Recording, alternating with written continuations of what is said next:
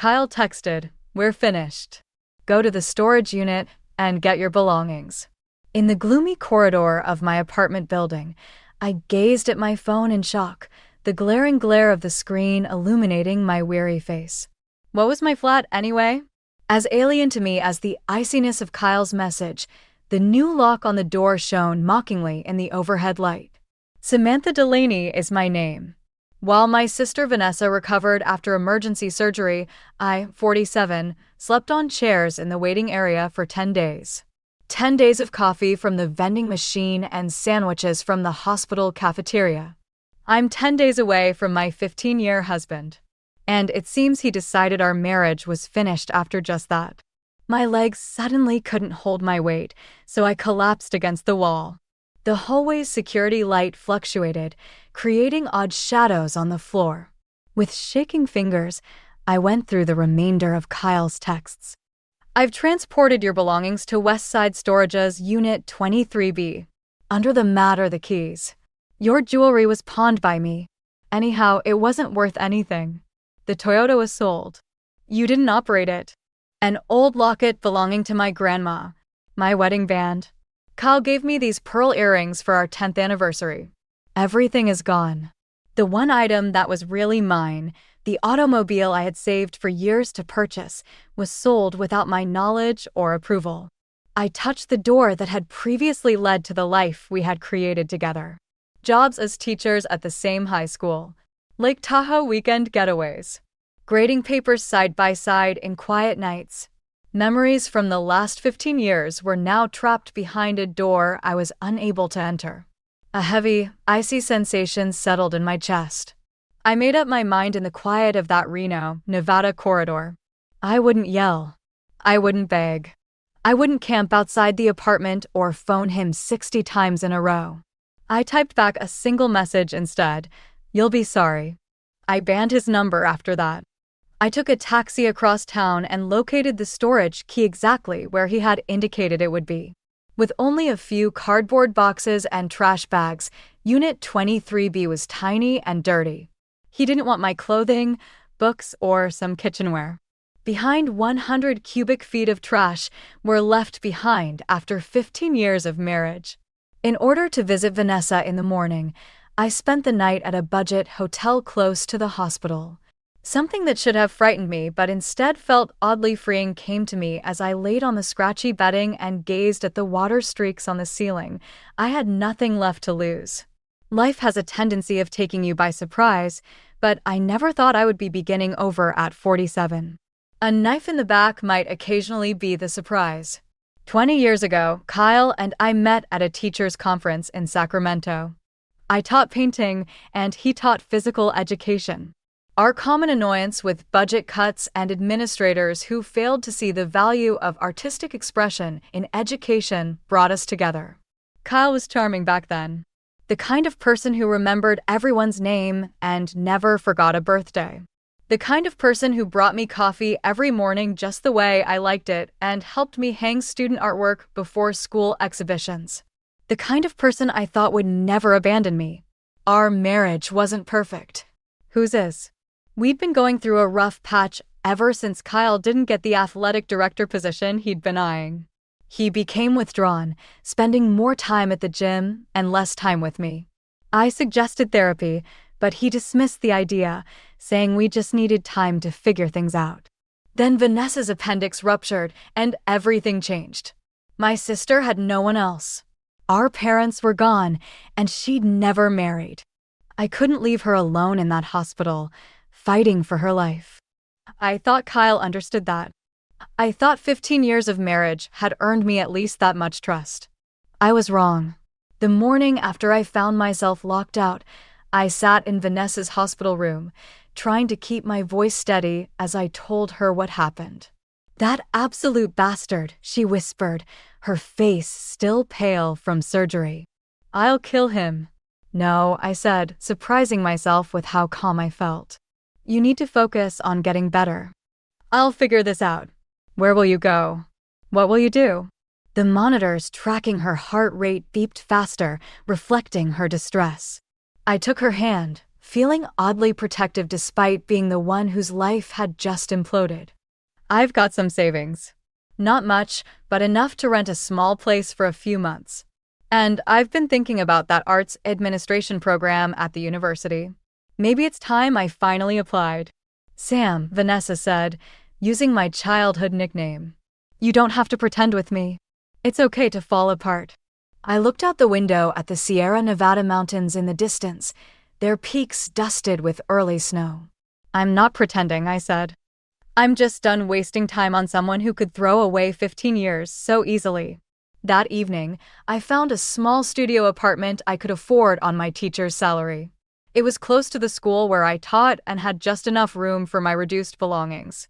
As I unpacked my few remaining possessions, I discovered something Kyle had overlooked: my portfolio of digital artwork backed up on an external hard drive.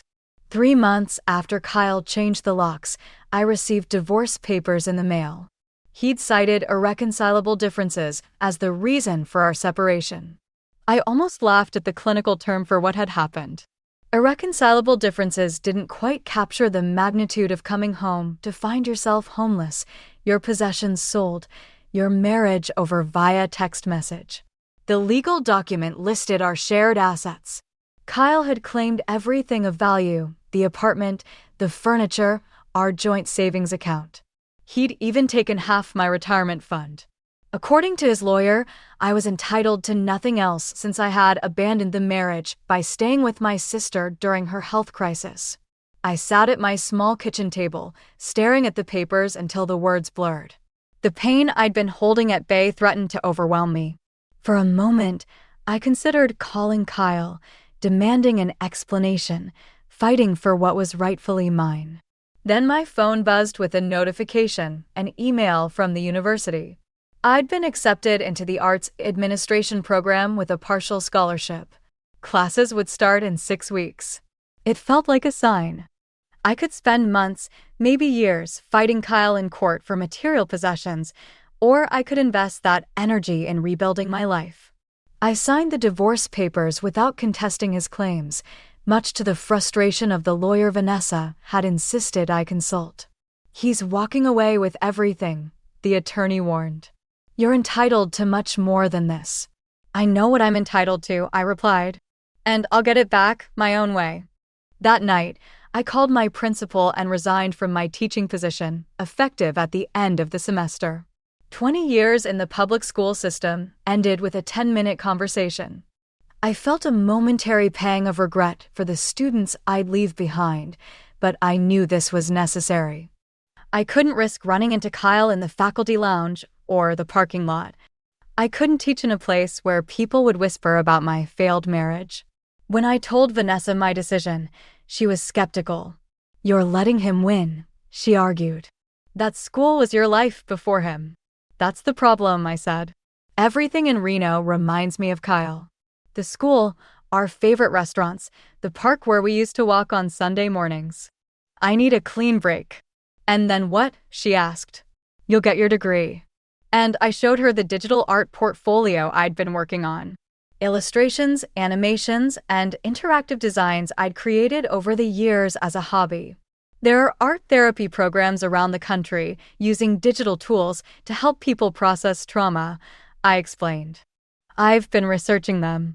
With my teaching background and this degree, I could develop something similar. Vanessa studied my work, her expression softening. These are beautiful, Sam. But art therapy programs take years to establish. And you need to eat in the meantime. I've applied for a night job at the university library, I said. Between that and my scholarship, I'll manage. I have to try, Van. I need something that's completely mine. As I left her house that evening, the winter sun setting behind the mountains, I felt the first stirrings of something I hadn't experienced since finding that new lock on my apartment door. Hope. My new life developed a rhythm. Days in class, evenings at the library, late nights working on my portfolio. I barely had time to think about Kyle or what I'd lost, which was exactly what I needed. 6 months into the program, I was approached by Professor Winters after her grant writing seminar. She was a formidable woman in her 60s, with silver hair and piercing blue eyes that seemed to look straight through you. "Your project proposal was exceptional," she said, her tone matter of fact. "The digital art therapy concept has potential." "Thank you," I replied, trying not to show how much her approval meant to me. "There's a summer fellowship available through the Carson Foundation. It provides funding for innovative arts initiatives with social impact." She handed me a brochure. "The deadline is next week. I suggest you apply." That night, I stayed up until dawn refining my proposal, an accessible digital art therapy program designed for people experiencing major life transitions, divorce, bereavement, illness. Users would move through guided creative exercises that helped them process their emotions through visual expression. I called it Canvas, Art Therapy Reimagined. 2 months later, I received the fellowship. It wasn't life-changing money, just $15,000, but it was enough to develop a pilot version of the program. I hired a programmer from the computer science department to help build the platform and spent every free moment creating content. By the time I graduated with my master's degree, Canvas was ready for limited release. We invited 50 participants to test the program: cancer patients, recently divorced individuals, people who had lost loved ones. Their feedback was overwhelmingly positive. "For the first time, I could express what I was feeling without having to find the words," wrote one participant. "I look forward to my Canvas time every evening," wrote another. "It's helping me rebuild myself." I secured a small office space in downtown Reno with the last of my fellowship funds. It wasn't much, just a desk, a computer, and a view of the city where my old life had unraveled, but it was mine. I launched Canvas officially on the 1-year anniversary of the day Kyle had changed the locks. The first month brought 30 subscribers. The second month, 50. By the third month, we had over 100 people using the platform regularly. It wasn't enough to support me financially. I still worked at the university library 4 nights a week, but it was growing. Then came the email that changed everything. "Miss Delaney, I'm a producer with National Morning. One of our staff members has been using your Canvas program to cope with her mother's cancer diagnosis, and she shared her experience with our team. We're interested in featuring Canvas in our Innovations in Mental Health segment. Would you be available for an interview?" My hands shook as I read the email. National Morning was watched by millions of people across the country. This kind of exposure could transform Canvas from a struggling startup to a recognized brand overnight. I immediately called Vanessa. "This is it," she said, her voice vibrating with excitement. "This is how you show Kyle what he threw away." I paused, realizing something important. "I haven't thought about Kyle in months," I said slowly. "This isn't about him anymore. This is about what I've created." And it was true. Somewhere along the way, in the late nights and early mornings, in the code reviews and content creation, in the feedback sessions and grant applications, I had stopped defining myself by what I'd lost. I had become someone new, someone I liked better than the woman who had been so devastated in that hallway. The day before the interview was scheduled to air, I received an unexpected visitor at my small office. Janet, my former colleague from the high school art department, stood in the doorway looking uncomfortable. "I hope you don't mind me stopping by," she said. "I saw the promos for your interview tomorrow, and well, I thought you should know. Kyle's been fired." Janet perched on the edge of the chair across from my desk, clearly uncomfortable with her role as messenger. "He's been selling equipment from the athletic department," she explained. "Weights, uniforms, even electronics from the coach's office." The new athletic director noticed the discrepancies in the inventory and started investigating. They found receipts from pawn shops all over town. I felt an odd detachment as I processed this information. How long had it been going on? Over 2 years, apparently. It started small, but lately. She hesitated. "Things haven't been going well for him since you left. He's been drinking a lot, missing classes." The administration was already on the verge of disciplinary action when this came to light. 2 years. That timeline wasn't lost on me. Kyle's theft had started around the same time he'd begun withdrawing from our marriage, long before Vanessa's emergency or the locked apartment door. "There's more," Janet said, her voice dropping. "The car. Your Toyota. The police are investigating the sale. Apparently, Kyle forged your signature on the title transfer. The new owner tried to register it, and the DMV flagged it." I thought about the car I'd saved for years to buy, the car Kyle had sold without my knowledge or consent, the car whose loss had symbolized the complete dismantling of my independence. "Will they press charges?" I asked. "It's a felony, Sam. Title fraud. Forgery. They're serious crimes. He could face jail time." I should have felt vindicated. Wasn't this what I'd promised when I texted, "You'll regret this"? But instead, I felt hollowed out. The man Janet described, drinking, stealing, forging documents, was a stranger to me. After she left, I sat in my quiet office, watching the sun set over the mountains. My interview was scheduled for 7 a.m. Eastern Time tomorrow, 4 a.m. in Nevada. I should have been reviewing my talking points, preparing for questions. Instead, I was thinking about Kyle, trying to reconcile the man I'd married with the person he'd become. My phone buzzed with an incoming call. The number was unfamiliar, but the Reno area code told me enough. I answered without speaking. "Samantha." Kyle's voice was rougher than I remembered, with an edge of desperation. "Please don't hang up." I remained silent. "I saw the promo for your interview. You look really good. I'm happy for you." Still, I said nothing. "I know you know about the school. About the car. I messed up, Sam. I messed everything up." His voice broke. "I've been trying to call you for months, for over a year. 365 calls. You never answered." I hadn't known about the calls. I'd blocked his number that night in the hallway and never unblocked. Whatever messages he'd sent had disappeared into the digital void. "Say something, please." Finally, I spoke. "What do you want, Kyle?" "I want to apologize. I want to explain." "I don't need your explanation," I said, surprised by the steadiness in my voice. "Whatever you did, whatever your reasons were, it doesn't matter anymore." "Sam." "No," I said firmly. "You don't get to call me that. You don't get to pretend we're still close. You threw me away like I meant nothing. You sold my possessions. You locked me out of my own home. I was desperate," he whispered. "I had gambling debts. I was scared and stupid." "And stop," I interrupted. "I'm not interested in your excuses. You made your choices. Now you're facing the consequences." There was a long pause. When he spoke again, his voice was hollow.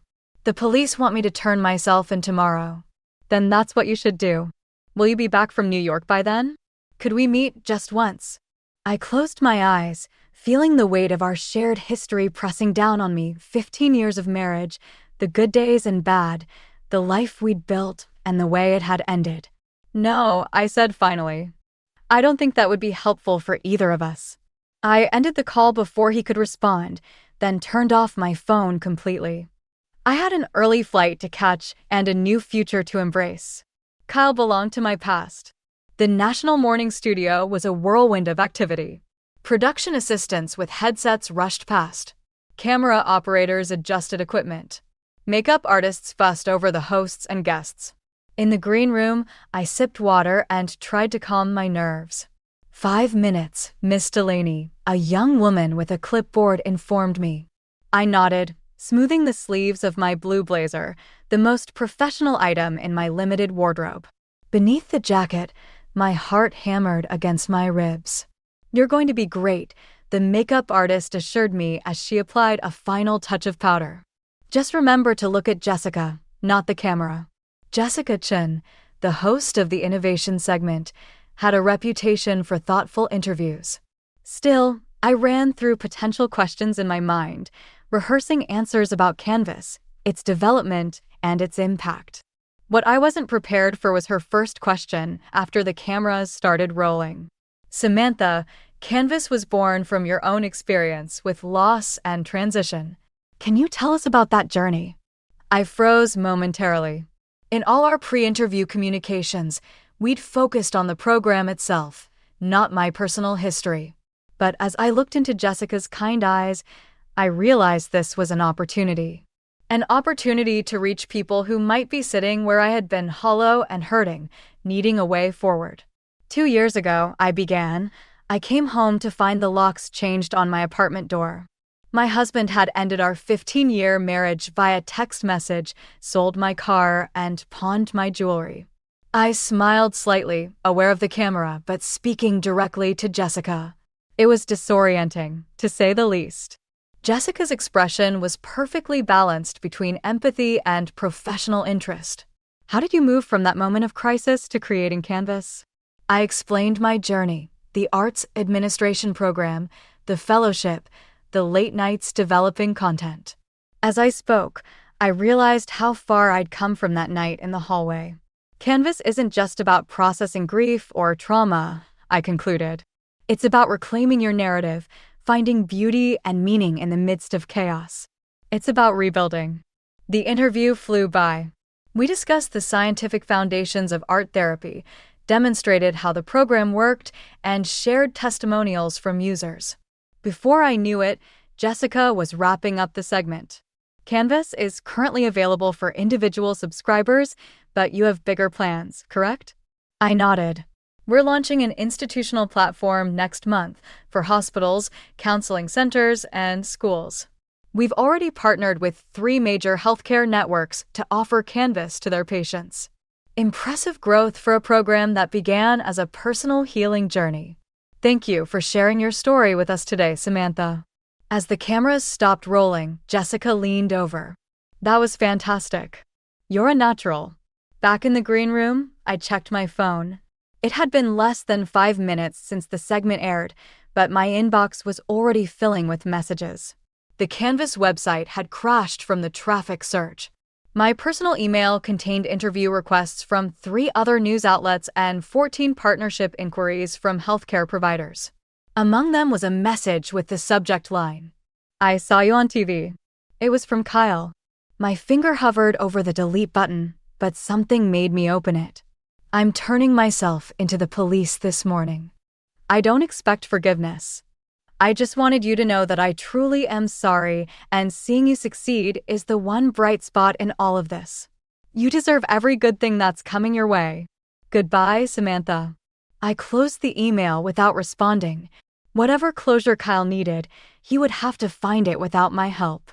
I had a crashed website to fix, interviews to schedule, and partnerships to evaluate. I had a life to live, one that no longer revolved around the man who had once thought he could discard me. 2 years after the national morning interview, Canvas had become more successful than I ever imagined. We had offices in Reno and San Francisco, a team of 20 employees, and over 1.5 million users worldwide. Our institutional platform was being used in hospitals across the country, and we'd recently launched a specialized program for veterans with PTSD. I was in New York again, this time to accept an award at the Digital Health Innovation Gala. The event was held at an elegant hotel ballroom, filled with healthcare executives, tech entrepreneurs, and investors. As I sat at my table watching other honorees give their speeches, I felt a mixture of pride and disbelief.